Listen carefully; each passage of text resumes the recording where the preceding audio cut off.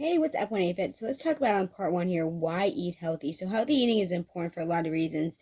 Most of us already are aware of the increasing obesity epidemic in North America, and this is particularly true of the United States in general. There is even a phrase for the way Americans eat, which is called the SAD diet. SAD stands for Standard American Diet.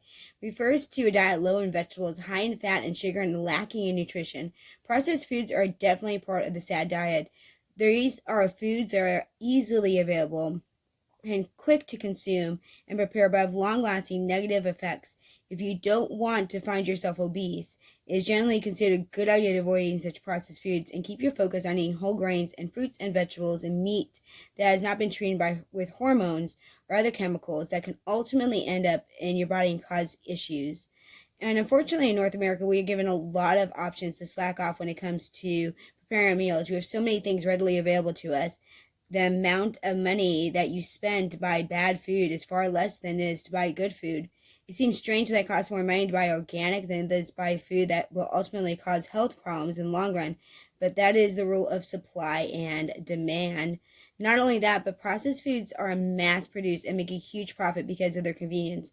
That's why in many ways, an obesity epidemic in North America is not particularly surprising. Nutrition is not number one on the list of companies that are attempting to cash in on people's laziness in the kitchen. However, there are many ways that eating healthy is important. The good reasons to avoid processed food in the standard American diet. For example, if you do not want to be obese, you should definitely look into the rest of this video series for ways to improve your diet and begin to live a healthier lifestyle. Another reason to eat healthy is because you can make yourself prone to diseases by eating unhealthy foods and by staying on a standard American diet that is full of fat and sugar.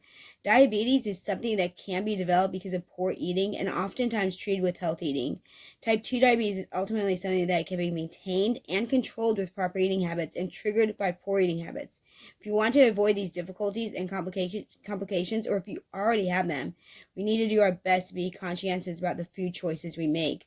Other diseases can result from poor eating as well. High blood pressure is common, as well as chronic diseases. Osteoporosis is something that can be, developed later on in life if we were not making healthy eating choices early on. You may find yourself suffering from poor bone health, hypertension, or even heart problems, all of which can be very demanding on your body and cause major stress and ultimately be just very dangerous.